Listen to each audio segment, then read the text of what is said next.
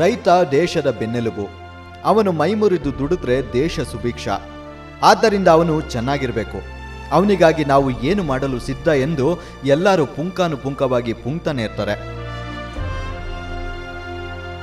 ಆದರೆ ಅವನು ಇದ್ದ ಹಾಗೆ ಇರ್ತಾನೆ. ಯಾವುದೇ ಬದಲಾವಣೆಗಳನ್ನು ಕಾಣದ ಜೀವನ ಒಂದು.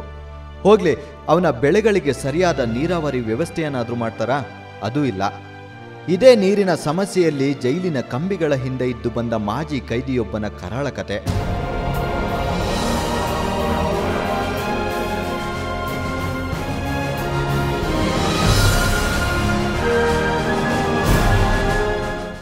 ಆಡುವಳ್ಳಿಯ ಕೊಳವೆಯಲ್ಲಿ ಹರಿತಿದ್ದ ನೀರನ್ನು ನಿಲ್ಲಿಸಿ ವ್ಯವಸಾಯಕ್ಕೆ ಬಳಸುವಂತೆ ಮಾಡಲು ಯೋಜನೆಯೊಂದು ತಯಾರಾಯಿತು. ಇದನ್ನ ಮಾಡಿದ್ರೆ ಸುಧಾಕರನ ತೋಟ ಮತ್ತು ಜಮೀನಿಗೆ ತೊಂದರೆಯಾಗುತ್ತೆ ಅಂತ ಮನೆಯವರೆಲ್ಲ ವಿರೋಧ ಮಾಡಿದ್ರು. ಆದರೆ ಪಕ್ಕದಲ್ಲೇ ಇದ್ದ ಇನ್ನೊಂದು ತೋಟದ ಮಾಲೀಕನೊಂದಿಗೆ ಈ ವಿಷಯವಾಗಿ ಜಗಳ ಶುರುವಾಯಿತು. ಸಣ್ಣದಾಗಿ ಶುರುವಾದ ಜಗಳ ವೈಷಮ್ಯಕ್ಕೆ ತಿರುಗಿಬಿಟ್ಟಿತ್ತು. ಎರಡು ಕುಟುಂಬಗಳ ಮಧ್ಯೆ ಹೊಡೆದಾಟ ಶುರುವಾಯಿತು. ಮುಂದೆ ಅದೇನಾಯ್ತೋ ಏನೋ, ಕೇಸು ಪೊಲೀಸ್ ಠಾಣೆಯ ಮೆಟ್ಟಿಲೇರ್ತು. ಅಲ್ಲಿ ಸುಧಾಕರನ ಕುಟುಂಬದ ಮೇಲೆ 302 ಕೇಸ್ ದಾಖಲಾಯಿತು. ಅಂದ್ರೆ ಕೊಲೆ ಯತ್ನದ ಪ್ರಕರಣದಲ್ಲಿ 4 ಬಂಧಿಸಿ ಜೈಲಿಗೆ ಕಳಿಸಲಾಯಿತು.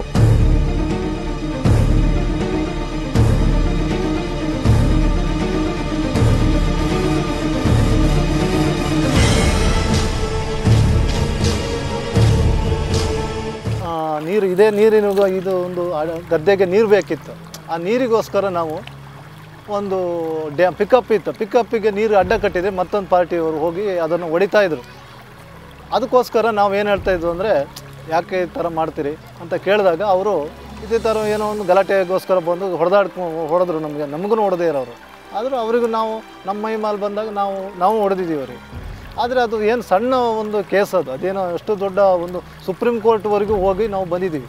ಕೇಸು ಸುಪ್ರೀಂ ಕೋರ್ಟಲ್ಲಿ ಏನೂ ಇಲ್ಲ ಅಂತ ಆಯ್ತು. ಅದು ಏನೋ ಒಂದು ಯಾವುದೋ ಒಂದು ಎವಿಡೆನ್ಸ್ ಯಾರು ಸಾಕ್ಷಿ ಸುಳ್ಳು ಸಾಕ್ಷಿ ಹೇಳಿಸಿ ಪಾಪ ದಾರಿಯಲ್ಲಿ ಹೋಗೋರನ್ನೆಲ್ಲ ಕರ್ಕೊಂಬಂದು ಸಾಕ್ಷಿ ಹೇಳಿಸಿ ನಮಗೆ ಒಂದು 2 ವರ್ಷ ಕನ್ವಿಕ್ಷನ್ ಆಯಿತು ಸರ್. ನೀರು ಅಂತ ಹೇಳಿದ್ರೆ ನಮಗೆ ಇಲ್ಲೊಂದು ಡ್ಯಾಮ್ ಇತ್ತು. ಡ್ಯಾಮ್ ನೀರು ಕಟ್ಟಿದಾಗ ಅಲ್ಲಿ ಪಕ್ಕದವ್ರದ್ದೊಂದು ತೋಟ ಇತ್ತು. ತೋಟದವರಿಗೂ ನಮಗೂ ಒಂಚೂರು ಘರ್ಷಣೆ ಆಯಿತು. ಇದರಲ್ಲಿ ಒಂದು ಗಲಾಟೆ ಆಗಿ ನಾವು ಹೋಗೋ ಕಾರಣ ಆಯಿತು. ಏನೋ ಒಂದು ಸಣ್ಣ ವಿಚಾರದಲ್ಲಿ ನಮ್ಮ ಅಣ್ಣ ನಾನು ಏನೋ ಬೆಂಗಳೂರು ಸೆಂಟ್ರಲ್ ಜೈಲಿಗೆ ಹೋಗಿದ್ದು. ಅದರಲ್ಲಿ ಎನ್ನಾಪುರದಲ್ಲಿ ನಮಗೆ 2 ವರ್ಷ ಕನ್ವಿಷನ್ ಆಯಿತು. ಅದು ಎನ್ನಾಪುರ ಕೋರ್ಟು ಮುಗಿಯೋಕ್ಕೂ ನಮ್ಮನ್ನು ಬೆಂಗಳೂರು ಸೆಂಟ್ರಲ್ ಜೈಲಿಗೆ ಕಳಿಸ್ಕೊಟ್ರು. ಇದೆಲ್ಲ ಜೈಲಿಗೆ ಹೋಗೋ ಮುಂಚಿನ ಕತೆ. ನಂತರದ ಸ್ಥಿತಿ ಅದ್ಯಾವ ಪಾಪಿಗೂ ಬೇಡ ಅಂತಾರೆ. ಒಬ್ಬ ಒಳ್ಳೆ ವ್ಯಕ್ತಿ ಜೈಲು ಎಂಬ ನರಕಕ್ಕೆ ಹೋದ್ರೆ ಅದ್ಯಾವ ರೀತಿಯಲ್ಲಿ ಕಷ್ಟಗಳನ್ನು ಎದುರಿಸಬೇಕಾಗಬಹುದು ಎಂಬುದನ್ನ ಅವರೇ ಹೇಳ್ತಾರೆ ನೋಡಿ. ಈ ರೈತರಾಗಿದ್ದವ್ರು ಮಾತ್ರ ಜೈಲಿಗೆ ಹೋಗ್ಬಾರ್ದು ಮಾತ್ರ. ಇಲ್ಲಿ ನೋಡಿದ್ರೆ ತೋಟ, ಜಾನುವಾರು, ಇಲ್ಲಿ ಪ್ರತಿಯೊಂದು ಕಾಡಲ್ಲಿ ಮನೆ ಇರೋದು, ಊರು ಅಕ್ಕಪಕ್ಕ ಇಲ್ಲ. ಎಲ್ಲ ಕಷ್ಟ. ಒಂದು ಅಕ್ಕಿ ಮಾಡಿಸೋದಾಗಲಿ, ಒಂದು ಸಾಮಾನು ತರೋದಾಗಲಿ, ಒಂದು ಶಾಲೆಗೆ ಮಕ್ಕಳನ್ನ ಕಳಿಸೋದಾಗಲಿ, ಪ್ರತಿಯೊಂದು ಇಲ್ಲಿಂದ ನಮ್ಮ ಮಕ್ಕಳು ಬಾಳೆನೂರಿಗೆ ಶಾಲೆಗೆ ಹೋಗೋದಿತ್ತು. ಆ ಟೈಮಲ್ಲಿ ಕಾಲೇಜಿಗೆ ಮಕ್ಕಳನ್ನ ಸೇರಿಸ್ಬೇಕಿತ್ತು. ಅವಾಗೆಲ್ಲ ಭಾರಿ ಪ್ರಾಬ್ಲಮ್ ಆಗಿತ್ತು. ಹೋಗಿ ಕೂಡ ನಾ ಸೊಳ್ಳೆ ಕಚ್ಚಿಂದು ಆಮೇಲೆ ಹೋಗಿ ನಮ್ಮ ಇಂಟ್ರಿ ರೂಮಿಗೆ ಹಾಕಿದ್ರು. ಹಾಕಿ ಅವತ್ತಿನ ರಾತ್ರಿ ಕಳೆದದು ನಮ್ಮ ಜೀವನದ ಫಸ್ಟು ಆ ಕಷ್ಟ ಅನುಭವಿಸಿದಂದರೆ ಅದೇ ಜೀವನದಲ್ಲಿ ಫಸ್ಟು. ಹೀಗೆ ಸೆಲ್ಗೆ ಎಂಟ್ರಿ ಆದ ತಕ್ಷಣ ಈ ತರಹದ ಅನುಭವ ಆಗುತ್ತೆ. ಅವರು ಮಾಡಿದ ತಪ್ಪಿಗೆ ಶಿಕ್ಷೆಯಾಗಿದೆ. ಆದರೆ ಇವರನ್ನೇ ನಂಬಿಕೊಂಡ ಕುಟುಂಬದ ಗತಿ ಏನು?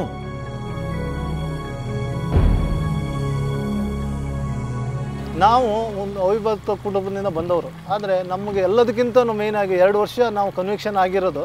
2 ವರ್ಷದಲ್ಲಿ ನಮ್ಮ ತಾಯಿ ಎಲ್ಲ ಸತ್ತೋಗ್ಬಿಟ್ರೆ ನಾವು ಬರಲಿಕ್ಕೆ ಆಗಲ್ಲಲ್ವ ಅಂತ ಅಷ್ಟು ಒಂದು ಬೇಜಾರಾಗ್ತಿತ್ತು. ಅವರಿಗೆ ಆರೋಗ್ಯ ಸರಿ ಇರಲಿಲ್ಲ. ಮತ್ತು ಅವರಿಗೆ ಮೆಡಿಸಿನ್ ಎಲ್ಲ ಕೊಡಬೇಕಿತ್ತು. ಯಾವಾಗಲೂ ತಿಂಗಳು ತೊಗೊಂಡು ಚೆಕಪ್ ಮಾಡಿಸ್ಬೇಕಿತ್ತು. ತುಂಬ ಹಿಂಸೆ ಅಂದರೆ ತುಂಬ ಹಿಂಸೆ ಆಗಿತ್ತು. ಅದು ಆ ಥರ ಹಿಂಸೆ ಯಾರಿಗೂ ಆಗಬಾರ್ದು. ಆ ರೀತಿ ಆಗಿತ್ತು ನಮಗೆ. ಯಾವ ಥರ ಮಾಡಬೇಕು, ಅವ್ರಿಗೆ ಹೆಂಗೆ ಕಳಿಸ್ಕೊಡ್ಬೇಕು ಅನ್ನೋದೇ ಗೊತ್ತಾಗಿಲ್ಲ. ಆ ರೀತಿ ಆಯಿತು. ಮಕ್ಕಳು ತುಂಬ ಹೇಳ್ತಿದ್ಲು. ಒಬ್ಬಳು ನನ್ನ ಮಗಳು SLC ಓದ್ತಾ ಇದ್ಲು. ಅಪ್ಪ ಹೋಗಿ ಟೆನ್ಷನಿಗೆ ಅವಳು ಎಕ್ಸಾಮೇ ಮಾಡಿಲ್ಲ.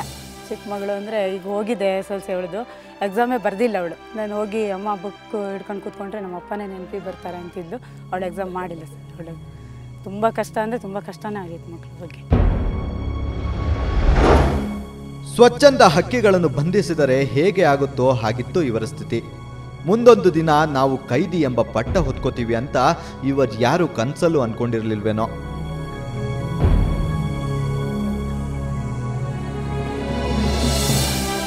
ಅಡ್ಮಿಷನ್ ರೂಮ್ ಅಂತ ಹಾಕ್ತಾರೆ. ಅಲ್ಲಿ ಒಂದು ದಿವಸಕ್ಕೆ 500 ಜನ ಬಂದರೂ ಆಯಿತು, 100 ಜನ ಬಂದರೂ ಆಯಿತು. ಅಷ್ಟು ಜನ 50 ಜನ ಮಲಗುವಂಥ ಕೋಣೆಯಲ್ಲಿ ಅಷ್ಟು ಜನನ್ನು ಎಲ್ಲ ಅಂಡೇ ಟೈಲರ್ ಅಂತ ಬರ್ತಾರೆ, ಅಂಡೇ ಟೈಲರ್ ಅಂತ ಈ ಸಜ್ಜದವರು ಬರ್ತಾರೆ. ಎಲ್ಲ ಫಸ್ಟ್ ಬರೋರು ಎಲ್ಲ ಅಲ್ಲಿಗೆ ಹಾಕ್ಬಿಡೋದು, ಎಲ್ಲರೂ ಒಟ್ಟಿಗೆ. ಊಟ ಗೀಟ ಎಲ್ಲ ಏನಿಲ್ಲ, ಅವತ್ತು ರಾತ್ರಿ ಎಲ್ಲ ಏನೂ ಕೊಡೋದಿಲ್ಲ. ಅಲ್ಲಿ ಎಲ್ಲ ಒಂದು ಪಾತ್ರೆಯಲ್ಲಿ ತಂದು ಅಲ್ಲಿ ಬಿಸಾಡಿರ್ತಾರೆ. ಬೇಕಾದವನು ಕೈ ಹಾಕ್ತಾನೆ, ಏನೇನೋ ಮಾಡ್ಕೊಂಡು ತಿನ್ನೋದು, ಒಟ್ಟು ಏನೂ ಮಾಡೋಕ್ಕಾಗಲ್ಲ. ಅಲ್ಲಿ ಎಲ್ಲ ಒಬ್ಬ ಮನುಷ್ಯನ ಗೋಡಿ ಮಲಗಿಸಿ ಮತ್ತೊಬ್ಬನ ಅವನ ಜೊತೆ ಈಗ ಗೋಡಿ ಮಲಗಿಸ್ಬೇಕು, ಆ ಟೈಪಲ್ಲಿ ಆ ಥರ ಮಲಗಬೇಕು. ಅಲ್ಲಿ ಸೊಳ್ಳೆ ಕಾಟ ಫಸ್ಟ್ ಎಂಟ್ರೆನ್ಸಲ್ಲೇ ಹಂಗಾಗ್ಬಿಡ್ತದೆ. ಬಟ್ಟೆಗಳನ್ನೆಲ್ಲ ವೈಟ್ ಬಟ್ಟೆ ಹೆಂಗೆ ಹೊದ್ಕೊಳಕ್ಕೆ ಕೊಡ್ತಾರ, ಅದು ಯಾರೋ ಹಾಕಿದ ಬಟ್ಟೆ. ಆ ಬಟ್ಟೆಗಳನ್ನ ಹಾಕತ್ತಾನೆ ಕಣ್ಣಲ್ಲಿ ನೀರು ಬಂತು. ಆ ಕಣ್ಣಲ್ಲಿ ನೀರು ಬಂದು ಏನು ಮಾಡೋದು? ಹೋದ್ಮೇಲೆ 2 ವರ್ಷ ಆಗಿತ್ತು, ಮುಗಿಸಿ ಬರಲೇಬೇಕಿತ್ತು. ನಮ್ಮ ಲೈಫಲ್ಲೇ ನಮ್ಮ ಹೆಂಗಸರು ಕಣ್ಣ ನೀರು ಹಾಕಿದ್ದು ಯಾವತ್ತೂ ಏನೇ ಕಷ್ಟ ಬಂದರೂ ನಾವು ಕಣ್ಣ ನೀರು ಹಾಕ್ತಿರಲಿಲ್ಲ. ಅವತ್ತು ನಾನು ನನ್ನ ತಂದೆ ಸತ್ರು ನಾನು ಕಣ್ಣ ನೀರು ಹಾಕಿರಲಿಲ್ಲ. ಆದರೆ ನನ್ನ ಹೆಂಡತಿ ಅಳ್ಳೋದು ನೋಡಿ ಅಷ್ಟು ಮನಸ್ಸಿಗೆ ನೋವಾಗಿ, ನಾವಂತೂ ನಮ್ಮ ಮಕ್ಕಳು ಇಬ್ಬರು, ನಮ್ಮ ಮಕ್ಕಳು ವಿದ್ಯಾಭ್ಯಾಸಕ್ಕೆ ಎಲ್ಲ ಮಕ್ಕಳು ಸಣ್ಣ ಮಕ್ಕಳು, ಅಮ್ಮಂದಿರಿಗೆ ಇವರಿಗೆಲ್ಲ ಹೆಣ್ಮಕ್ಳು 2 ಸಣ್ಣದು, ಇವನಿಗೂ ಸಣ್ಣದು ಅವನಿಗೂ ಸಣ್ಣದು, ಎಲ್ಲ ಸಣ್ಣ ಮಕ್ಕಳು, 2-3 ವರ್ಷದ ಮಕ್ಕಳೇ ಇದ್ದರು. ಇದು ಜೈಲು ಕಾಣುವ ಪ್ರತಿಯೊಬ್ಬ ಕೈದಿಯ ಮನೆ ಪರಿಸ್ಥಿತಿ. ಹಾಗೆ ಜೈಲುಗಳಲ್ಲೂ ಅಷ್ಟೇ. ನಾವು ಅಂದುಕೊಂಡಂತೆ ಕೈದಿಗಳಲ್ಲಿ ಮೃಗೀಯ ವರ್ತನೆಗಳಿರೋದಿಲ್ಲ. ಅವರಲ್ಲೂ ಪ್ರೀತಿ ಇದೆ, ಕರುಣೆ ಇದೆ. ಮನುಷ್ಯ ಎಷ್ಟೇ ಕ್ರೂರಿಯಾದ್ರೂ ಸೆರೆಮನೆ ಅವರನ್ನು ಒಂದು ಹಂತಕ್ಕೆ ತಂದು ಬಿಡುತ್ತೆ. ಲೈಫ್ ಆದರೆಲ್ಲ ಭಾರಿ ಸಾಧುವಾಗಿರ್ತಾರೆ, ಭಾರಿ ಕಷ್ಟಪಟ್ಟು ಅವರು ಏನು ಗೊತ್ತಾ, ಪ್ರತಿಯೊಬ್ಬರನ್ನು ಕೂರಿಸ್ಕೊಂಡು ಬುದ್ಧಿವಾದ ಹೇಳ್ತಿದ್ರು. ಈಗ ನೀವು ಕಮ್ಮಿ ಸಜೆಯಾಗಿ ಬಂದರು, ನಾವು ಲೈಫ್ ಆಗಿ ಬಂದರು. ನಾವು 10, 14, 18 ವರ್ಷ ಒಬ್ಬೊಬ್ಬರು ಮುದುಕರು ನೋಡಿದ್ರೆ 70, 80 ವರ್ಷದ ಮುದುಕರು ಪಾರ್ಸಿಯಾಗಿ ಅವರಿಗೆ ಈ ರಿಸರ್ಚ್ ಮಾಡೋಕ್ಕಾಗ್ದೇ ಪೈಪೆಲ್ಲ ಹಾಕಿ ಅವ್ರನ್ನ ಗಾಡಿಯಲ್ಲಿ ಓಡಾಡ್ತಿರ್ತಾರೆ. ಅವ್ರನ್ನೆಲ್ಲ ನೋಡಿ ನಮಗೆ ಭಾರಿ ಕನಿಕರ ಶುರು ಆಗ್ತಿತ್ತು. ನಾವು ಅವ್ರಿಗೆ ಹೆಲ್ಪ್ ಮಾಡ್ತಾಯಿದ್ದು. ನಾವು ಆ ಜೈಲಲ್ಲಿ ನೋಡ್ತಿದ್ದಲ್ಲ, ಕೆಲವೊಂದು ವಯಸ್ಸಾದವರು ಆಗ ಅವ್ರು ಬರೋ ಕಷ್ಟಪಡೋದು ನೋಡಿದ್ರೆ ಮನೆಯಿಂದ ಎಂಟ್ರಿ ಬರಟ್ಟಿಲ್ಲ.